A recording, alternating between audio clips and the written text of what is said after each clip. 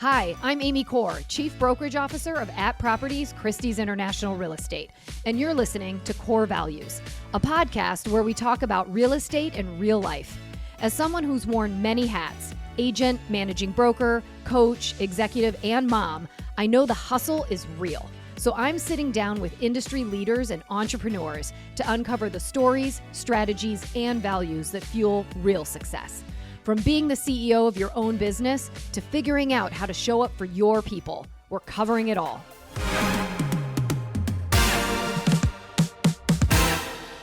After a career in sales, my guest today channeled her business experience to launch her own firm in 2014. As the founder and principal designer of Amy Kartheiser Design, Amy Kartheiser has built a thriving design firm that reflects both her creative eye and her entrepreneurial spirit. In this episode, we talk about the latest trends in interior design, simple hacks and projects that make a big impact, and the powerful mission behind her nonprofit. Stick around for Rapid Fire, where we break down what design trends are in, what's out, and what fills Amy's cup outside of work.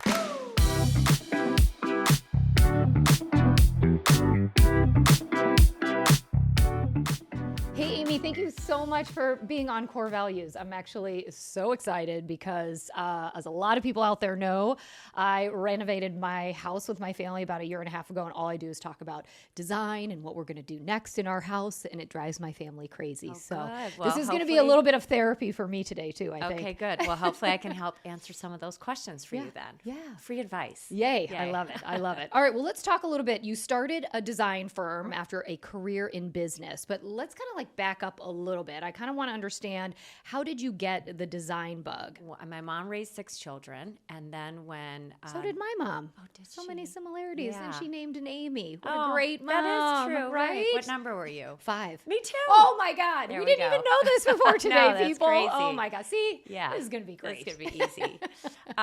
So after my youngest sibling was born, my mom actually went back to school to do interior design. So my mom was an interior designer.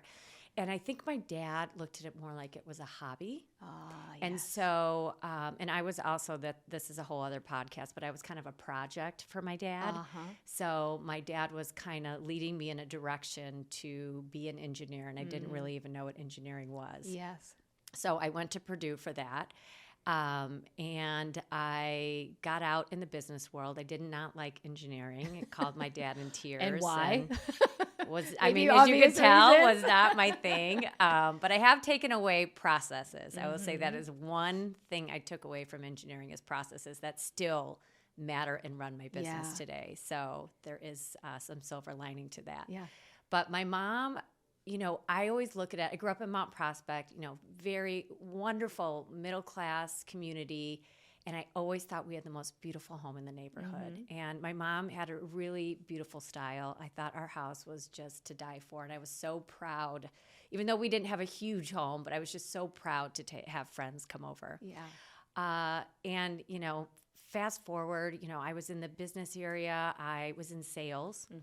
And I think sales is the perfect background for any business. I mean, you have to learn how to deal and talk with people in any area of life. So I think it was a great place to start my career.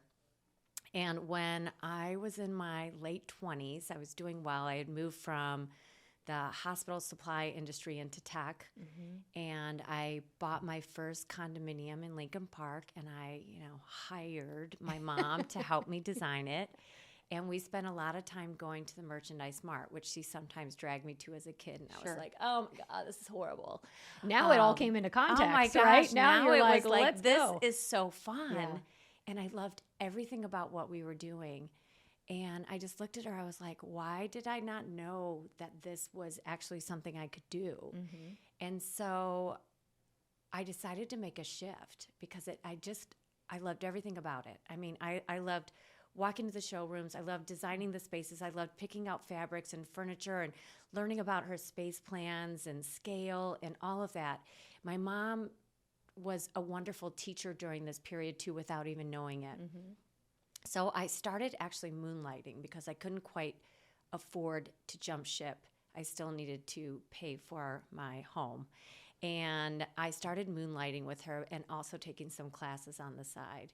So when I got to a point where I thought, okay, I can make this shift, I actually went and worked with her full time. So she was, for the most part, and I would say that for any business, you really learn most of your stuff when you're on site, when you're, especially interior design, when you're talking to the contractors, the clients, the architects, and you're with the team and you're learning how fabrics should be applied to furnishings and how they should be applied as a window treatment and what materials matter where and how all of it works and sings together.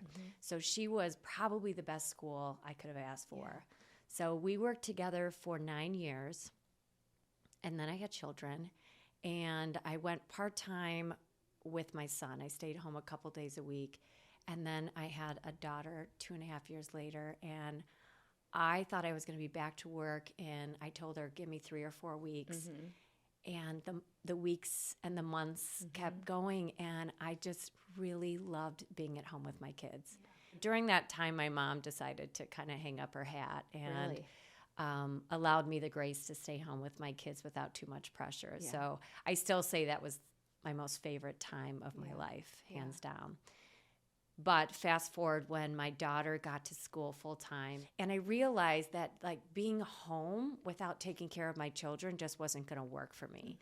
So I called my husband at the time from the parking lot and said, I'd like to go back to work, but I'd like to work for myself. But I need to get my brain working again. I was really stuck in mom mode. And so we purchased an old home from the late 1800s in Lincoln Park. And we hired a contractor and an architect, and I designed the whole home. We gutted it. I mean, it was a 1.5-year renovation. We gutted it, and that home, lo and behold, got photographed, and it ended up in a magazine, and that's really how my business started. Wow. I mean, the architect called me as soon as the job was done and said, if you decide to open up your own firm, we would like to hire you for some work. And I was like, okay, I'm going to do this. So I got my LLC, and I sat at my kitchen table for a while. But just from that one publication, I got 2 full homes. Wow. One in the North Shore, one in the city. And, it's not the rest is history, because there's a lot that's gone on in the last 11 years. But, now we're a team of 7. We've got a great office in River North. And I feel so lucky every day to be doing what I'm doing and I'm doing it with, because my team is what really makes Amy Kartheiser Design sing. For sure. That's such a great story, and I loved so much about what you talked about being having the opportunity to work with your mom. And I think it's true for real estate agents as well. It's like you can take the test, you can memorize things and practice everything, but nothing's going to replace the real live experience of seeing, touching, feeling, which is probably a lot of what you had to do to, and also how much, whether you liked it or not, how much the engineering background, I would say, probably did help you and has helped you, because you reference things like looking at a space, from the spatial component, sizing. And I can tell you, I know I've made my own mistakes where we, kind of eyeball a room and we buy a couch and then it shows up and it's like, this isn't going to work. Right. And what's the return policy, right? So there are a lot of those technical and even mathematical components, right? So I think what's interesting is, again, I think similar to a lot of real estate agents, there is a lot of both sides of the brain that go on in your business as in ours, right? Because there's the creative, the client service, it's a lot of EQ, understanding the emotional piece, but there is a lot of the process piece, right? That absolutely. You have to be good at, because you almost don't want the client to see that process, right? Yeah, and you're at the end of the day, you're running a business. And I always say I'm a business owner first and an interior designer second. I'd say that's what my mom was lacking. She was super creative, but she didn't. I mean, I was like, I am not coming to work for you until you get a laptop or a computer and you get an email address, So, and she was still handwriting invoices, and that's just the way she'd always done it, and it had worked for her. So I kind of helped move her into more of a business structure, Sure. and she helped me more on the creative side. So it was a great partnership while it lasted. That's so great. Yeah. And I do think it's important because, kind of going back to what you had mentioned, that you had this great opportunity to have this house as probably your foray into your own interior design, right? From the ground up into the bones, looking at all of it, which is, incredible. But I think what was so fortunate for you is that you then were able to use that as a jumping off point, right? So all of a sudden you had interest. But I think the beauty and balance of so many businesses is, being able to get that opportunity that suddenly people are interested in you and what you do and what you have to offer, but having the infrastructure, the manpower, and the bandwidth.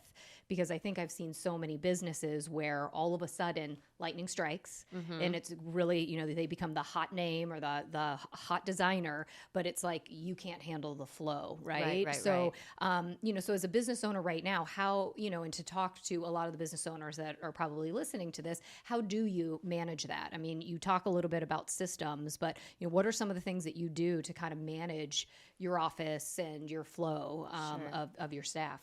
Well, I'd say at the very beginning, remember, it was kind of like fake it till you make it. I was at my kitchen table and I was working all the time. I'd pick up the kids from school, drop them off somewhere, spend time with them at dinner. And as soon as they went to bed, I was working. So it was until I started to get employees involved that I really learned, like I had said earlier, how important processes are in our business, especially in, I'm not saying not in real estate, but in design. I can't tell you how many touch points there are into renovating, building, creating just a single room in a home. One sofa could have over 100 touch points just for that one sofa. So our processes are very, very important, and we are always tweaking them.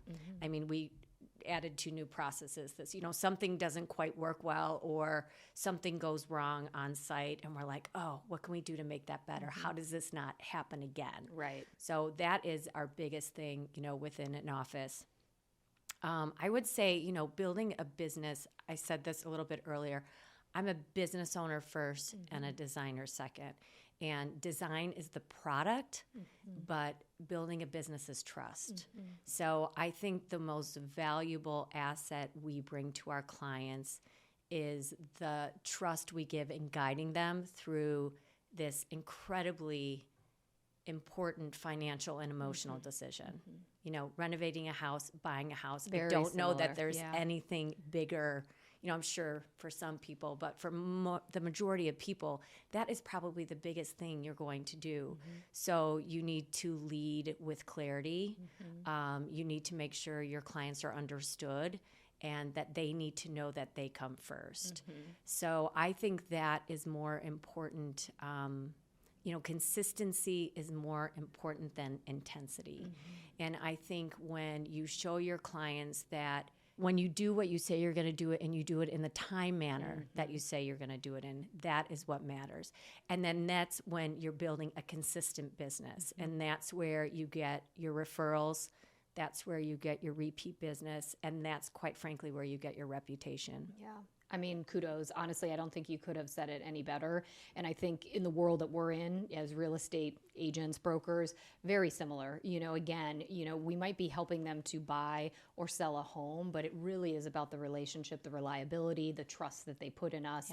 So very similar. I mean, we're obviously focusing on the same product in some ways. We're at just different points of access points of that. So let's talk a little bit about it, since, this is really an adjacent conversation, being that, homes are what you look at for a living once they're usually purchased with a real estate agent. I know you partner with a lot of real estate agents. What does this look like? Because we were talking kind of in prep for this conversation, and, I was just saying that I think sometimes buyers don't always know the first step of how to get a designer involved. And I feel like it's a very nice opportunity for their real estate agent to kind of expose them to those opportunities. And obviously there's all different types of budgets, but I am a real big believer that sometimes spending the time getting professional advice ends up saving you money in the long run, right? Yep. And I've heard a lot of our agents have different people that they work with, from stagers to designers. But, what does it look like, or, what are some of the experiences that you've had that seem most successful when you're working with real estate agents as they introduce you to clients? Sure. For us, it's kind of been in a manner of two ways. So we've had some real estate agents just give our name out because maybe we have a relationship or they know of us, or they heard our name from somewhere else. Not all real estate agents have designers that they're familiar with. So we are so grateful when anyone has given our name out, of course. And then from that, we'll take it from there, and then we set up phone calls and meetings with the clients to kind of talk through what's important with them, how they like to live in their house. Are we a good fit? What is their budget? Budget is always such a hard conversation.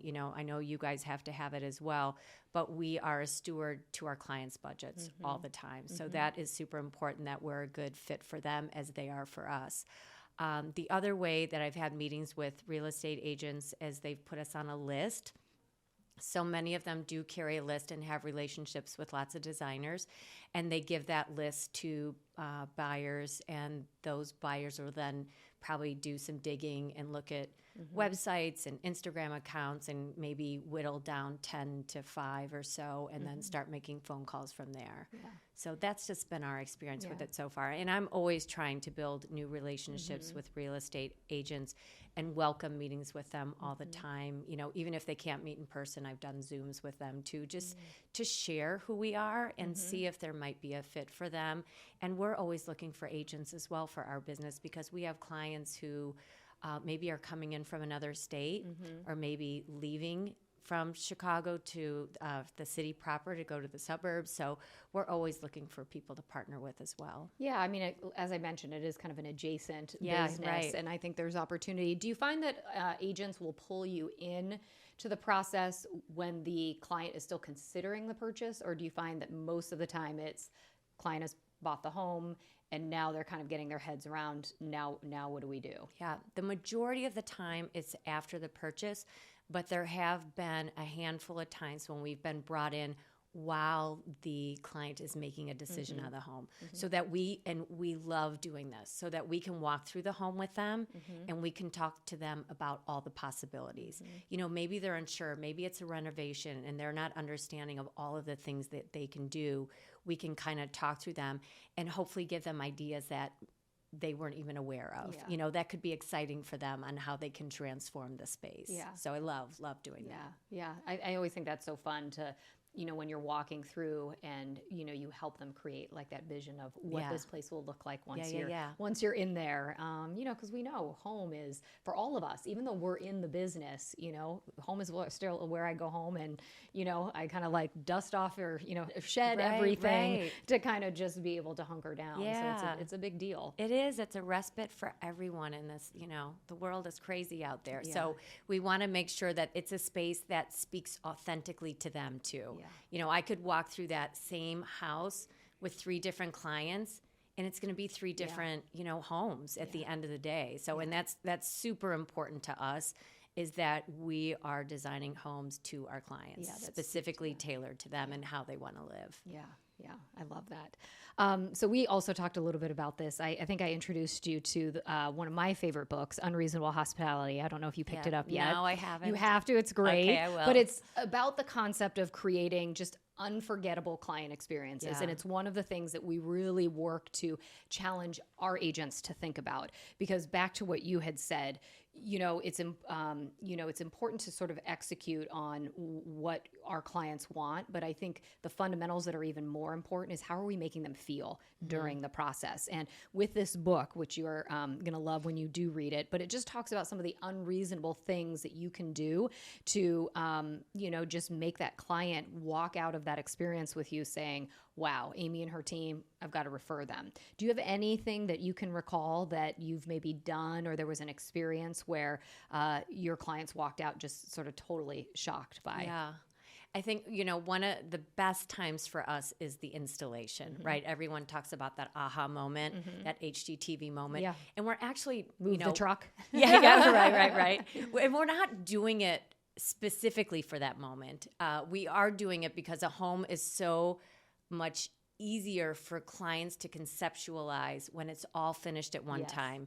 If we bring in the orange sofa by itself and we're not bringing in the rug and the chairs and the lighting, they're going to call us and go, I did not order this orange sofa. What's with this Take orange this sofa? orange sofa back, Yeah. But when we can show the cohesiveness of the design all at once, that is when, it's a great feeling at the end of the project. So we definitely do installations. We'll have candles, we have music, we have charcuterie boards, we have champagne. But one of our funnest we've done is, it's a client whose last name is Carlson, and she actually owns a marketing firm, and she's really into marketing. And when they bought their house, she was kind of doodling and sent me this little memo that said, Ritz Carlson. Oh. So she did kind of a play on her name. Yeah. And so I'm like, oh my gosh, I love that so much. And she did a great logo. So what we did for the installation is we actually converted the front of the house, the living room, into a really deep and moody lounge. So we did all napkins that said Ritz Carlson. Oh, cute. We did towels throughout the house that were Ritz Carlson. And in the lounge, we also did a big sign that we hung on the wall that was made of metal that says Ritz Carlson in her logo. Cool. That was really fun, and they were just over the moon with it when they came in. I So love that. Yeah. I mean, that is an unreasonable hospitality story. There we so go. I like it. I might make the book one day. Yeah, you never know. You never know. All right, so I'm dying to ask, what are some of the biggest design trends that we are seeing right now in 2026? Yeah, and I know so many designers say this, and I truly feel it. I'm not a trendy person. I'd say, so if I'm going to talk about a trend, I'm going to talk about designing authentically. I love that people are getting away from sameness and really designing for who they are as people and how they want to live. So I see a lot of people are maybe going to vintage stores and reupholstering pieces of furniture or finding accessories. I always think that's such a neat way. I'm tired, I'm going to say it, I'm tired of seeing the same look in every house, I just love that there is more texture, there's more color, and people are really living true to themselves. We have 2 homes up in the North Shore, and it's actually the most people think it's the wife who's running the design, but in these 2 separate homes, it's actually the husband that is running the designs. And he loves color and he loves pattern. And I love that he's even having his wife think outside the box, and we have just designed the neatest homes. So I love that it's truly about them. And I would say that one of these homes that they actually use the word weird. We even want it to be a little weird, but weird in a beautiful way. And it's just true to their family. And I absolutely love it. So I think that's probably one of the biggest things is I really love that we're getting out of that cookie cutter. I also love that we're also starting to see more movement in marbles and countertops and countertops in bathrooms, and that we're not just seeing, and I do love marble and I love Carrera, but that we're seeing a lot more bolder veining and people aren't afraid. Not just white. Not just white. real And not even just white on the cabinets, but not white on the countertops either. And that people are using it, up the backsplash and maybe even surrounding a hood. I think that's a lot of fun. Textures are super important, that we're, mixing metals, that we're mixing linen, we're bringing in woods, we're bringing in wool, that there's a lot of feeling of comfort in a home, and things are feeling very refined yet restorative at the same time. I like that. Because I'll be honest, again, we just renovated our house. We did a rehab a year and a half ago, and it was like Herculean just to even get ourselves into the house, right? We were in a rental. It was getting us, the 2 dogs, the 2 kids, everybody situated. So I will be honest, there are a couple spaces in our house that have color and wallpaper, and then everything else is white right now because I was like, I just can't think about it. So now, we're going through that. I'm saying that I'm curating my spaces, so I'm starting with the living room. We're doing built-ins and, and I'm all about like, I kind of want to go with color. So what you're telling me is color is okay. Color's great. And the stuff that we like, I also want to ask a question, and I don't know if a lot of people out there are curious about this, but I also struggle with artwork. Because I feel like that's so personal, yet, I kind of go like, we have this one piece of art. I think it's from Target. It's the bowl that everybody has. It's like that bowl that it's a black and white photo. I've seen it in multiple Zooms in people's kitchens and we have it. I forget why we got it. It was at Target, but it's like, it drives me crazy because it's like, this isn't anything, it's fine, but what's your take on like artwork and how do you help people figure out how to curate it? Art like that stuff behind you is my favorite artwork because it's pictures that I took of our kids. What is your take on? Because I think art is a very big part of designing a space. I don't think a home is complete without art. I mean, I have done so many videos on art and I have interviewed so many local artists. It is so near and dear to my heart. I really love using local artists. And that doesn't always have to mean expensive, and that doesn't always mean that you have to have a piece curated just for your home. There are some great art shows with up-and-coming artists, Renegade Art Fair. There's so many great places that you can go. But I strongly, think that people need to consider art in their home different than perhaps a bowl from Target. But also looking at having art framed. And framing is not a inexpensive adventure to go on at all. But I think it can really make a piece different. So you could have a very modern piece and get it framed in a great gold gilded frame. That just makes that picture that you said you see everywhere looks different than everyone else's, and no one's going to look at it the same. Yeah. So I could go on and on about art. That's a whole separate podcast for me, but I truly believe inexpensive art can also be found when you travel. I have art in my home from people who are painting by the riverside, in Paris. And those can cost $16. But you take those home, they have meaning to you. There's a story behind them. That's what makes your home personal. Get them framed in a series. I think that's magnificent. Photos of your children, make a gallery wall. All of that is personal. And it adds to conversation in your home as well. But I love huge fan of art. I love that you said that because Molly and I were in Paris and we got a little Chanel print that she wanted. And I took it to Framebridge, which I'm giving them a plug. But they do some pretty extraordinary stuff.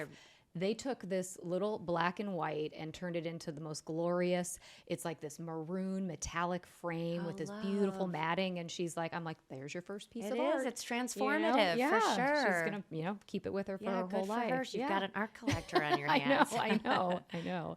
All right. I want to know this. Do you have any go-to design hacks, like small things that can make a big impact in a space? Yeah, I think, accessorizing, I think, is really important. Otherwise your home feels very sterile without it. There is a trick that designers use that's like low, medium, high. So making sure, whether it's on your coffee table or whether it's on bookshelves, that you've got different heights and eeriness below each of those. So you can have a vase that sits right on the countertop, and then maybe you've got a platter that has 3 different legs that was made by a certain ceramicist, and then maybe you've got a layer of books, but you've got a bowl that sits on top of it. So you're layering things, you're adding in different heights, you're adding in some airiness underneath products. I think that works really well in furniture too. You might have a sofa with a plinth base that sits fully on the carpet, and then you're going to want to have legs on your chairs that are maybe 4 inches off for some airiness, but then maybe your coffee table sits up on 12-inch legs. So you've got even more airiness. It just adds a lot of interest and not a lot of sameness. So that's a hack. I think people also fall short with lighting. A lot of builders put in a lot of canned lighting. And that seems great when you walk in and you go, wow, this room is so light. You know, I It's love great it. for pictures when you're a real estate agent, but living, yes, I know. right, it is. And then I'm always dimming our lights. And yes. And we need to talk about Calvins too when we get to light bulbs, and that's another hack. But, you know, bringing in ambient lighting so that it's eye level. You've got some lamps, you've got some overhead lighting that's not quite as high as the cans, but maybe you've got some art lights, maybe you've got some sconces on the wall. Like, all of that matters to the emotion you feel in a space. I love that. And that's not a very expensive hack. I think, you know, easy accessories like pillows and throws, those aren't things you need to spend a lot of money on, but you can go to Home Goods, you know, and you can go to some retail stores and find some really neat pieces that will really liven up your space. Maybe add a texture, a bold new color, something you are afraid to use and you can just use a little bit of. I think those are nice options. I also think like you kind of just have to go for it too. I think like I know for myself, I'm almost in paralysis sometimes because I'm so afraid of making a mistake in design, you know? So what are some of your favorite brands? And maybe somebody who doesn't have the biggest budget, you know, what are some of the biggest bang for your buck things? Like if you're looking at somebody's house and it's like, we can't do it all, you know, is there an order of priority? Kitchen versus family room versus basement? Like, what are some of the bigger places that you would say, you know, if you were to start anywhere, start here? And then are there any just like brands or things that you feel like you've used that are really cost effective? Okay. I for sure think the spaces you live in, you know, so let's call it a family room and a kitchen. I think those are you see it every day. Oh You're my in it gosh, every day. for sure. And it matters, you know, and yeah. as a real estate agent, it matters when you go in to photograph a space. It also matters when you're living in it. Yep. So I'd say those spaces, you know, making sure I've talked about scale, making sure you've talked about a sofa that maybe wasn't the right size, you know, scale of furniture and how it flows in a room is super duper important. And that goes all the way down to the ground, to the rug. You know, a rug is super important. Make sure the front legs of the furniture minimum are on it.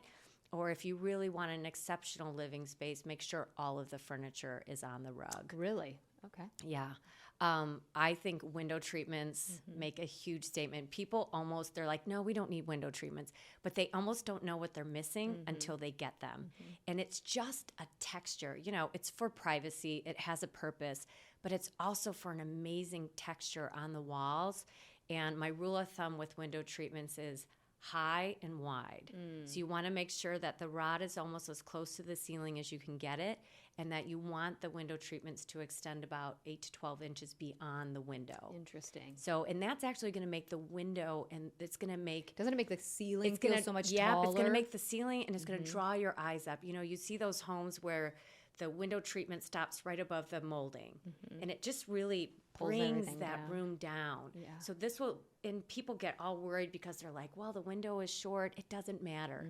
It draws your eye upward, and it makes the room feel grander than it really is. Yeah. Yeah, especially for those like 8.5, 9 feet ceilings, right? Yeah. That can make a huge difference, I think. And I do want to say lighting. And I know I had talked about lighting, but lighting in a different sense, not just ambient lighting, but you know, those lighting fixtures, they matter. And making sure they're human scale. They don't need to be these gigantic fixtures, you know, that I think have become really popular, but they do need to have a presence in the room. And I think that will really make your room feel finished. Yeah. I love it. I mean, we could talk for 5 hours, Yeah, I think. I can. So I want to shift gears a little bit, and I want to talk a little bit about philanthropy, because that's a really big part of our culture here at. And I know it's an important part for you too. Yeah. And if you're comfortable sharing and telling us a little bit about the nonprofit that you founded. Sure. As long as you don't mind if I get a little choked up. No, I think it's such an important thank you message. So much. Yeah. I started, it's been about 10 years. I started a charity called Under the Same Sky. And I actually got the name from, I was shopping at a brocante in southern France, and there was this amazing artist, and she had this beautiful painting out on the walkway, and it was a Frida Kahlo, and she had written the words Under the Same Sky. And I actually ended up buying that piece of art. I have it in our studio. And at the time, I had on the plane ride over to France for that specific trip, I had made a decision that I wanted to start a charity.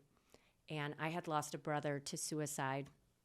And so I really wanted to start a charity that was focused around mental health, but really focused around survivors and giving them a platform to talk, because I believe talk is healing.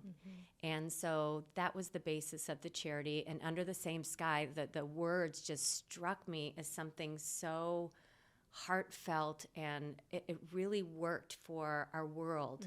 You know, like, we're all in this together. Yeah. We're all under the same sky. We're all dealing with the same things. And when you need someone to talk to, just kind of look up to the stars. You've got millions of people rooting for you at that moment. Like, don't feel alone. Don't feel lost. Make a phone call. Say hello to someone on the street. I mean, I have stories I could tell about how important for people's mental health, just a little hello, you know, when you're passing by someone. You just don't know what somebody else is going through. No. And you just even smiling. Yes. Anything could just change whatever's in their mind space. It's you know? so true. I'm probably, like, people probably run from me on the streets, but I'm like, good morning.